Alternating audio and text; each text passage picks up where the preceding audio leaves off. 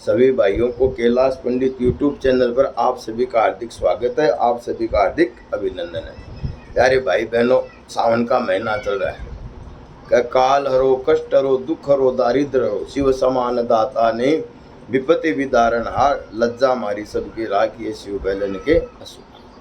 पवित्र मास चल रहा है सावन का, और सावन के महीने में कई आदमी कई चीज़ों की गलती भी करते हैं। तो आज मैं आपको एक बेलपत्र का एक ऐसा प्रयोग बताऊंगा कि जिसके करने से संतान की प्राप्ति, जिन बच्चे बच्चियों के विवाह में बाधा आ रही है उनके विवाह कार्य सफल होंगे, और भी आय से संबंधित है, कर्ज में आप डूब गए, बार बार आपके परिश्रम में बाधा आ रही है, कारोबार नहीं चल रहा, अनेक प्रकार की आपके समस्याएं आई, कायिक वाचिक मानसिक रोग, भय व्याधि जरा पीड़ा, इन सब से छुटकारा पाने के लिए आज मैं आपको एक बेलपत्र का ऐसा प्रयोग बताता हूँ कि जिसके चढ़ाने से करने से बहुत सी चीज़ों को आपको लाभ की प्राप्ति होगी। काशी वास निवासी च काल भैरव पूजनम प्रयाग माघ मासे च बेलपत्रम शिवार्पण अखंडे बेलपत्र से पूजतो शिव शंकर कोटि कन्या महादानम बेलपत्रम शिवार्पण। ये बेलपत्र अपने आप में भगवान शिव है,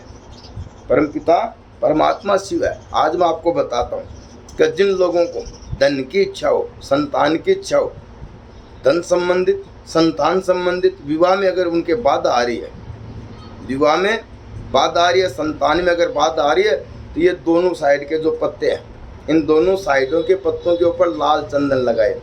बीच वाला जो ये पत्ता है, इस पत्ते के ऊपर पीला चंदन लगाए, और यहाँ पर भी पीला चंदन लगाए, क्योंकि ये जो डांडी है इसके अंदर 36 करोड़ देवी देवता विराजमान है। 36 करोड़ देवी देवता विराजमान है। ये बेलपत्र शिव जी के ऊपर जब चढ़ाएं, जिस तरफ आप बैठे उस तरफ नहीं होना चाहिए इसका मुंह। ये डांडी का जो मुंह ऐसे नहीं होना चाहिए, ऐसे विपरीत दिशा में कीजिए, विपरीत दिशा में मुंह कीजिए। आप अगर मेरी तरह बैठे हो तो इस साइड में इसका डांडी का मुंह कीजिए। डांडी जो है ये डांडी, इसका मुंह ऐसे कीजिए। शिव के ऊपर चढ़ाइए, जल की धारा दीजिए, जल की धारा दीजिए। जल की धारा देने का भी मैं आपको नियम बताऊं। ये किसके लिए? संतान के लिए। जिनके विवाह कार्य में बाधा आ रही है वे लोग इन दोनों पत्तों के ऊपर तो लाल चंदन लगाए, और बीच वाले पत्ते के ऊपर पीला चंदन लगा करके श्री शिवाय नमस्तुभ्यम ओम नमः शिवाय कोई सा भी मंत्र बोल करके और आप शिव जी को समर्पित करें, शिव जी के ऊपर चढ़ाएं। आपकी कोई विशेष मनोकामना है, बार बार आपके कार्य में बाधा आ रही है, जमीन से संबंधित, जायदाद से संबंधित, रोग, भय व्याधि, कारोबार अगर आपका नहीं चल रहा, उसके लिए भी आपको एक बेलपत्र का उपाय बताता हूँ। एक बेलपत्र आपको लेना है, ऐसे बेलपत्र लेकर के जो नंदी भगवान है, नंदीश्वर जो भगवान है, नंदीश्वर भगवान के पैरों के पास में रखें। तब ये डांडी जो है भगवान के मुख की ओर होनी चाहिए। किसके? नंदीश्वर के मुख की ओर होनी चाहिए। पैरों में शिव नंदीश्वर के आगे जब जो बेलपत्र रखते हो, वो बेलपत्र के जो ये आगे वाला भाग है ये तो शिव जी की तरफ होना चाहिए, पत्तों वाला भाग जो नंदीश्वर के आगे रखोगे, और ये पीछे वाला भाग जो है नंदीश्वर के मुख की ओर होना चाहिए, नीचे पैरों। दूसरा जो बेलपत्र आप रखो नंदीश्वर के ऊपर, तो उसका जो ये भाग है डांडी वाला, ये भगवान शिव की तरफ होना चाहिए, और ऐसे लगा करके भगवान शिव के नंदीश्वर के मस्तक के ऊपर विराजमान करें। इस बेलपत्र के विराजमान करने से एक पैरों में एक सिर के ऊपर, इससे क्या है कि आपके कार्य में जो भय व्याधि जरा पीड़ा रोग हैं, कष्ट हैं, वे सारे के सारे आप चुपके से नंदीश्वर महाराज के कान में कह दिया। आपकी जो भी पीड़ा है, जो भी दुख है, संकट है, वो सारा का सारा समाचार भगवान शिव के पास में पहुंच जाएगा, शिव के पास में पहुंच जाएगा। अब बार बार किसी कार्य में बाधा आ रही है, व्यापार नहीं चल रहा, रोग भय व्याधि है, एक परेशानी दूर होती है दूसरी आ जाती है, उसके लिए आपको क्या करना? अशोक सुंदरी वाली जो जगह है वहाँ पर एक बेलपत्र आपको चढ़ाना है, और उस बेलपत्र की जो नोक है ये भगवान शिव की तरफ होनी चाहिए, शिवलिंग की तरफ होनी चाहिए, जलाधारी की ओर, शिवलिंग की तरफ होनी चाहिए बेलपत्र की। ये जो नोक है, मान लो ये बेलपत्र शिव है तो ये नोक ऐसी होनी चाहिए। अशोक सुंदरी पे चढ़ाएं तब इसका जो डांडी का जो भाग है वो शिव की तरफ होना चाहिए। एक बेलपत्र वहाँ चढ़ाना है। एक बेलपत्र आपको शिव की प्रतिमा के ऊपर चढ़ाना है, शिव की मूर्ति के ऊपर चढ़ा करके, और मीमी जल की धारा देना है। बिल्कुल बालिक जल की धारा दे। एक बात का और ध्यान रखें, सभी लोग शिव के ऊपर पानी चढ़ाते समय विशेष बात का ध्यान रखें। जिस पात्र से आप पानी चढ़ा रहे हो वो पात्र भगवान शिव की मूर्ति का स्पर्श नहीं होना चाहिए, शिव की मूर्ति को टच नहीं करे वो पात्र। इससे जल धारा देवे और आपकी जो भी मनोकामना वो महीने, 2 महीने, 3 महीने में आपकी अवश्य पूरी होगी। इस प्रकार से आप कार्य कीजिए। और शिव जी के ऊपर जब आप ये बेलपत्र चढ़ाओ, ये डांडी अपने से विपरीत दिशा में लगानी है। अब जैसे मेरा मुख है तो मैंने इस डांडी को इस साइड में कर रखा है, ऐसे विपरीत दिशा में चढ़ाइए बेलपत्र। डांडी का मुख कभी भी अपनी ओर नहीं रखें, डांडी का मुख कभी अपनी ओर न रख करके विपरीत दिशा में रख करके आप भगवान शिव को बेलपत्र चढ़ाएं। और बेलपत्र चढ़ाने के बाद में जल की धारा देवें, जल की धारा देवे। सावन का पवित्र महीना चला, इसमें अगर आप कुछ विशेष करना चाहते हो तो 108 चावल के दाने, अक्षत जिसे कहते हैं, अक्षत का मतलब का उसका फल आपको अनंत प्रकार से जाकर के मिलेगा, अनंत प्रकार से।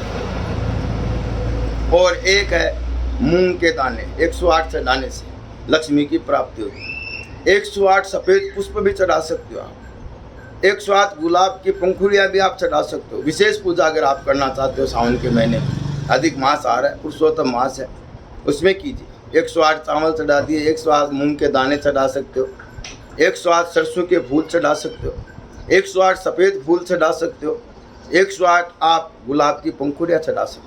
ये चढ़ाइए।